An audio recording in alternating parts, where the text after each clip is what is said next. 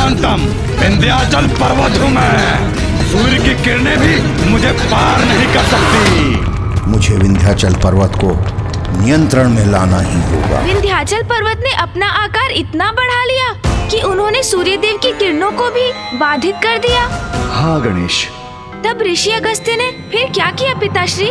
विंध्याचल पर्वत का कर्तव्य तो अपनी विशालता से यहाँ के वासियों की रक्षा करना है, किंतु वो इन लोगों के साथ शत्रुवत व्यवहार कर रहा है। यही परिणाम होता है अहंकार का। ये सब क्या हो रहा है? हमारा जीवन संकट में है। इन शिलाखंडों की वर्षा से हम अपनी रक्षा कैसे करें? हमारे तो परिवार नष्ट हो जाएंगे। पिताश्री, हमारी रक्षा कीजिए। हे प्रभु, कहाँ जाए, किधर भागे? कोई स्थान सुरक्षित नहीं है। जो अपनों से ही अपनों को पृथक करता है, रक्षक से भक्षक बना देता है। विंध्याचल पर्वत के इस विशाल आकार से हम सब नष्ट हो जाएंगे। प्रभु रक्षा करो, रक्षा करो प्रभु, हमारी रक्षा करो, रक्षा करो, भागो, भागो, रक्षा करो, अपने प्राणों की रक्षा करो, भागो, भागो, रक्षा करो, हे प्रभु रक्षा कीजिए।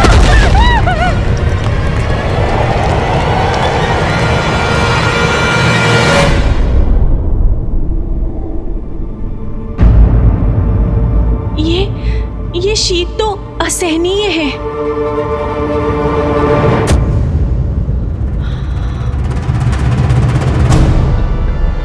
स्वामी,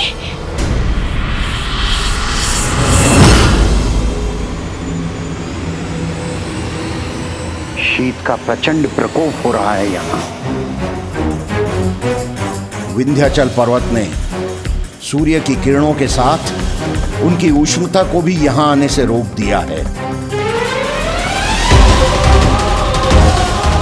इसीलिए इस क्षेत्र का तापमान गिरने लगा है। यदि ऐसा ही रहा तो यहाँ सर्वत्र हिम का प्रभाव हो जाएगा।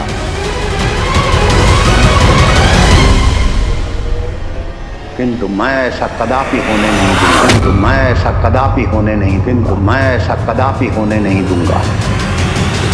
विंध्याचल, विंध्याचल, विंध्याचल पर्वतों में अतुलनीय महानतम पर्वत हूं मैं। मेरा नाम पुकारने का दुस्साहस किसने किया? ये सूक्ष्म बिंदु के समान खड़ा होकर कौन पुकार रहा है मुझे? मैंने पुकारा।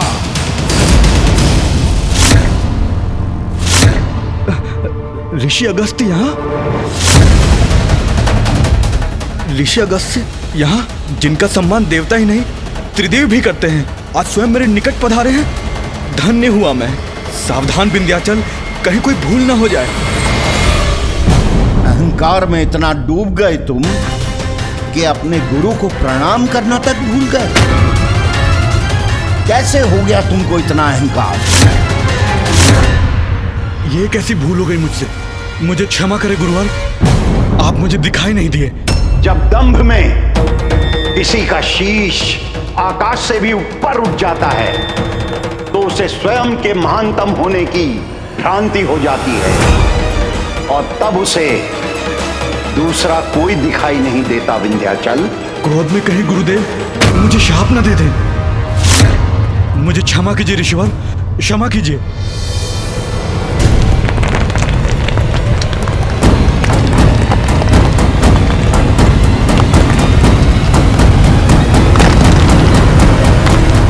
विंध्याचल का अहंकार नियंत्रण में तो आया। गुरु का सम्मान किया इसने, इसलिए दंड नहीं दूंगा इसे, किंतु मुझे इसके अहंकार का स्थायी उपाय करना होगा।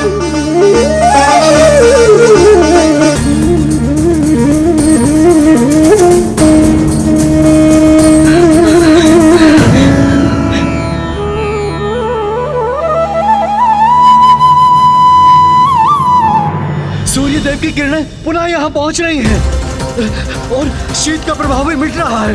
विंध्याचल पर्वत भी झुक गया है। हम सब सुरक्षित हैं, हमारा परिवार भी सुरक्षित है।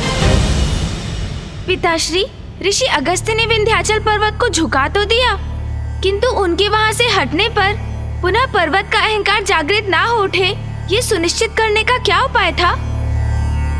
तुम्हारे इस प्रश्न का उत्तर तो ऋषि अगस्त्य ढूंढ चुके थे पुत्र। उपाय ढूंढ चुके थे, किंतु क्या उपाय किया होगा ऋषिवर ने? प्रणाम ऋषिवर, मुझे क्षमा करें, मुझसे बहुत बड़ी भूल हो गई। भूल को विनम्रता से स्वीकार करने वाला ही महान होता है। मैं दक्षिण की यात्रा में हूं, जब तक मैं वहां से वापस न लौटूं तुम्हें इसी अवस्था में यथावत रहना होगा। जो आज्ञा गुरुवर। अद्भुत! कितनी बुद्धिमानी से ऋषिवर अगस्त्य ने विंध्याचल पर्वत के बढ़ते दंभ को नियंत्रण में ले आए। हाँ पुत्र गणेश, उस दिवस के पश्चात ऋषि अगस्त्य भी देवी लोपामुद्रा के साथ दक्षिण में ही स्थित रहे, जिससे विंध्याचल पर्वत का शीश सदा प्रणाम मुद्रा में झुका रहे और पुनः संसार के लिए कोई संकट ना उत्पन्न कर सके।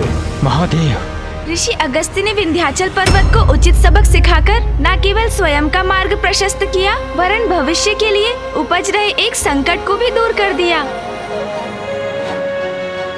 हमारे मार्ग में भी कोई बहुत बड़ी बाधा आने वाली है। ये मेरी दुश्चिंता है महादेव। मैं आपको वही बताने का प्रयास कर रहा हूँ।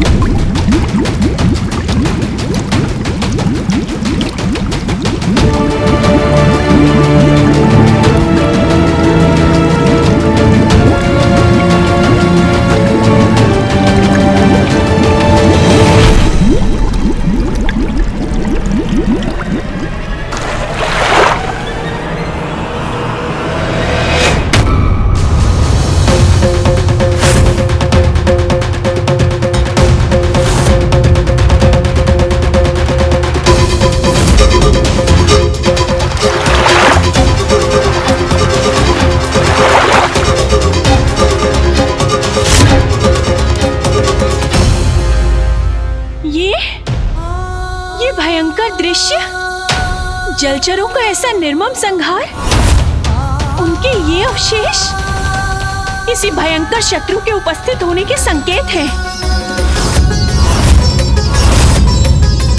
किंतु कौन आ सकता है यहाँ? किसका दुष्कृत्य हो सकता है ये? अवश्य कोई परभक्षी घुस आया है यहाँ। जो भी है, हमें उसे ढूंढकर उसका अंत करना चाहिए। उचित है, फैल जाओ यहाँ, ढूंढो उस परभक्षी को।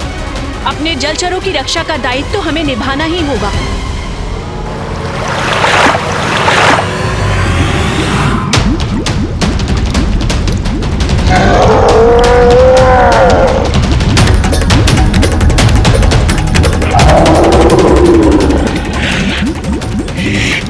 ये चमकीला क्या है? ये देखना पड़ेगा उस चमकीले को।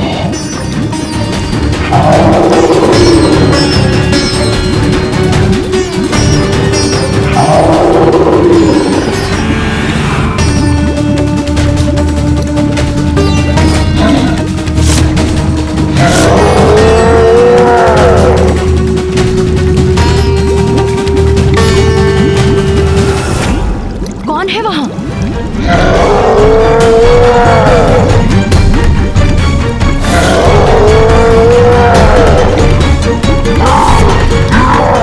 ये किसके नेत्र देख रहे हैं मुझे?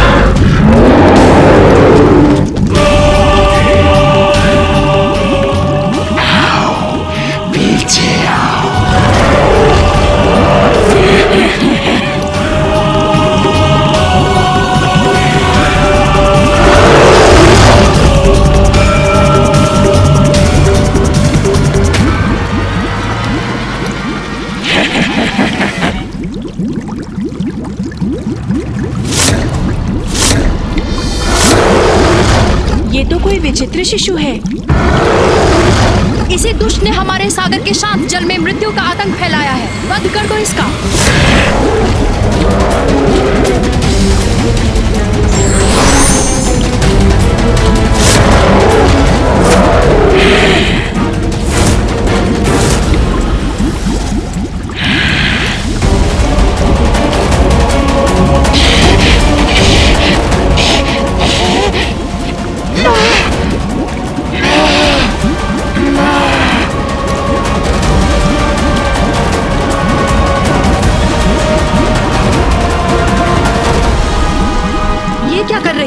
अपना अस्त्र नीचे क्यों कर रही हो?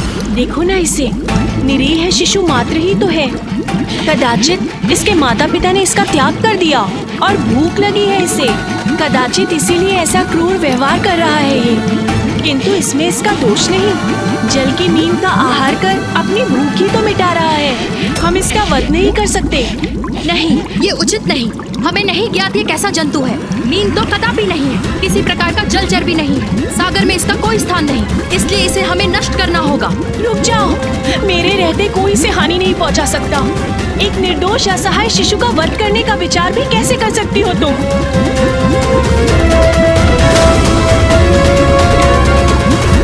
आओ शिशु, मैं तुम्हारा ध्यान रखूंगी और आज से तुम्हारा नाम होगा जलंधर। जलंधर जलंधर।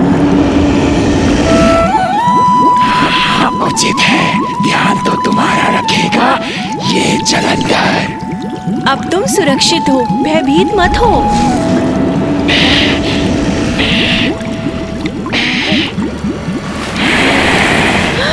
तुम सब मेरे भोजन बनोगे। तुम भी।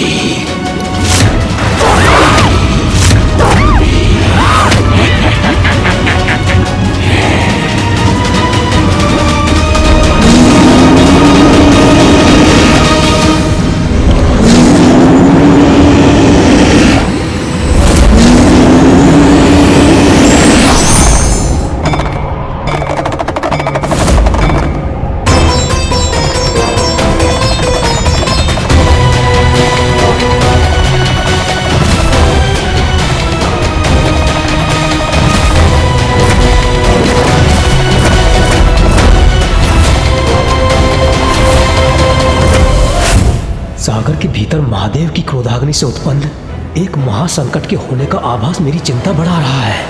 तो क्या पिताश्री, ऋषिवर अगस्त्य के दक्षिण पहुंचने पर माँ लोपामुद्रा नदी में परिवर्तित हुई?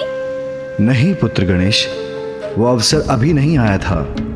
अभी तो ऋषि अगस्त्य दक्षिण की ओर जा ही रहे थे और मार्ग में। क्या हुआ दक्षिण के मार्ग में पिताश्री?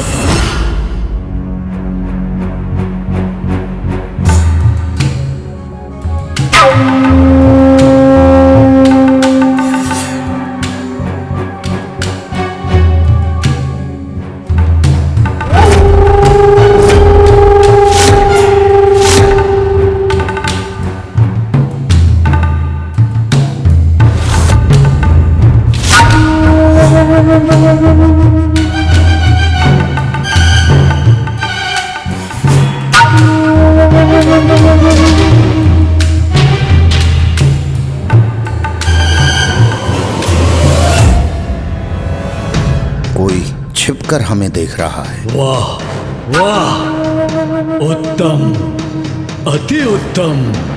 देखो कितना गोल मटोल हृष्ट पुष्ट ऋषि है ये। बहुत समय से ऐसे किसी ऋषि का भोजन करने का अवसर नहीं प्राप्त हुआ। इससे अपना आहार बनाकर हृदय तृप्त हो जाएगा।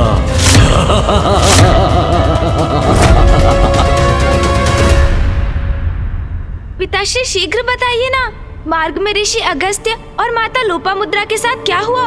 उन्हें कौन अकस्मात मिल गए? वातापी।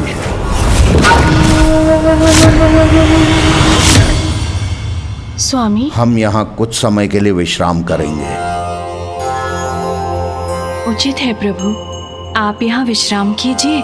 मैं तब तक आपके लिए वन से फल लेकर आती हूँ।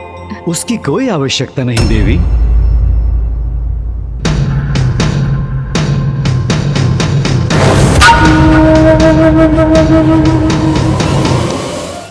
प्रणाम ऋषिवर, प्रणाम माता। मैं वातापी हूँ। यहाँ के असुर राजा मेरे भ्राता इल्लवल हैं। मैं अपनी ओर से अपने भवन में आपका स्वागत करता हूँ। आइए ऋषिवर, हमारे भवन में विश्राम कीजिए। असुर राजा इल्वल और उसका भाई वातापी दो क्रूर असुर भ्राता थे जो अपने अधिकार क्षेत्र में प्रवेश करने वाले ऋषियों और यात्रियों का वध करते थे। ऋषि अगस्त्य ने अपनी दिव्य दृष्टि से पल भर में वातापी का सत्य ज्ञात कर लिया था।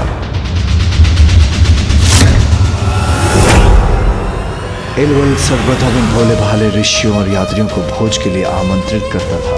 फिर अपने भ्राता वातापी को अज रूप में बलि देकर इन अतिथियों को उसका भोजन कराता था। इल्वल को यह वरदान प्राप्त था कि वो किसी भी मृत जीवित का नाम पुकार कर उसे पुनर्जीवित कर सकता था।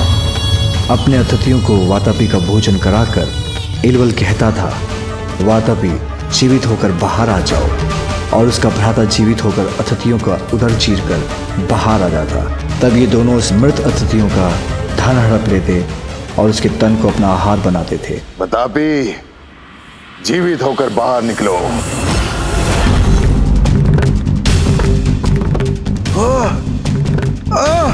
ये क्या हो रहा है मेरे साथ?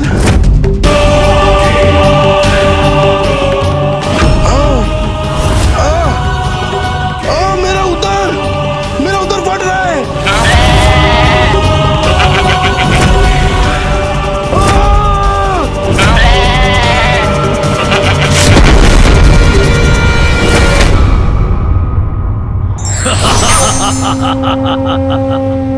अब इसका धन भी हमारा होगा और इसका तन हमारा आहार बनेगा।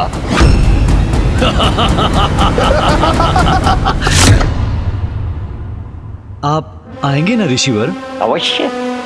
मैं तुम्हारे इतने स्नेहपूर्ण निमंत्रण को अस्वीकार कैसे कर सकता हूं? मैं तुमसे और तुम्हारे भ्राता से भेंट करने तुम्हारे राजभवन अवश्य आऊंगा। प्रणाम ऋषिवर, प्रणाम माता।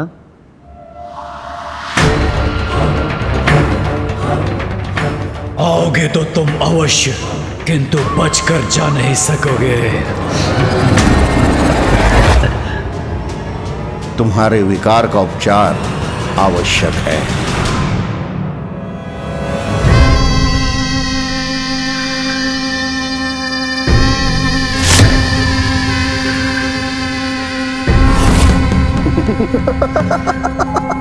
उत्तम, अति उत्तम, बहुमूल्य आभूषण। उचित रहा इसका भक्षण करके धन की पेटी को उठाकर हमारे राजकोष में जमा कर दो, शीघ्र।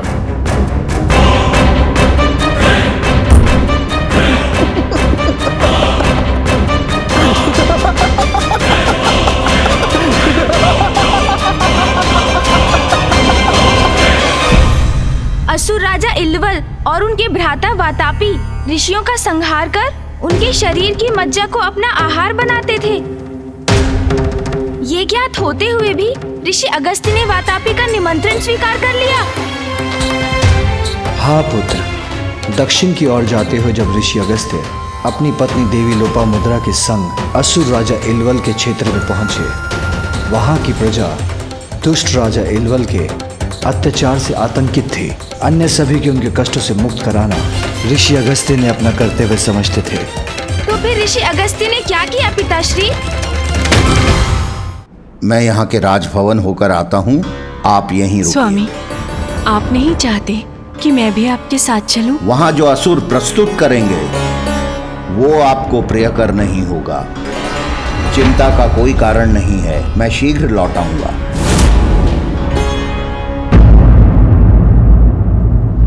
आनंद, अति आनंद आया।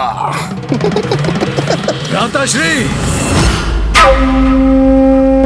आपकी प्रसन्नता का कारण मुझे समझ में नहीं आया भ्राता। भ्राता वातापी, सैकड़ों मुद्राएं, बहुमूल्य रत्न, बहुमूल्य आभूषण प्राप्त हुए उस व्यापारी का भक्षण करके, और तुम कहते हो आपकी प्रसन्नता का कोई कारण नहीं? किंतु हमारे भोजन योग्य नहीं था वो। इतना कृष्णकाय जैसे मात्र त्वचा और हड्डियों का ढांचा हो।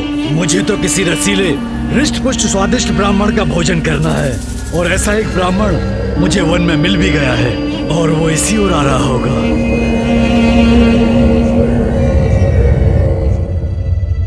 महाराज इलुवल, युवराज बतापी, महाराज आपसे ऋषि अगस्त्य भेंट करने आए हैं।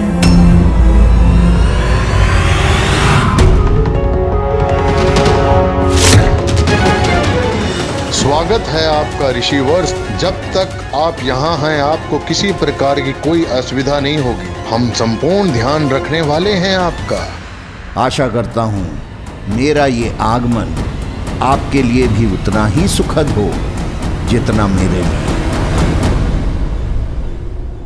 सच्चे ज्ञानी तो वो होते हैं जो सामने वाले के व्यवहार से उसकी अच्छी और बुरी नीयत को समझ जाते हैं।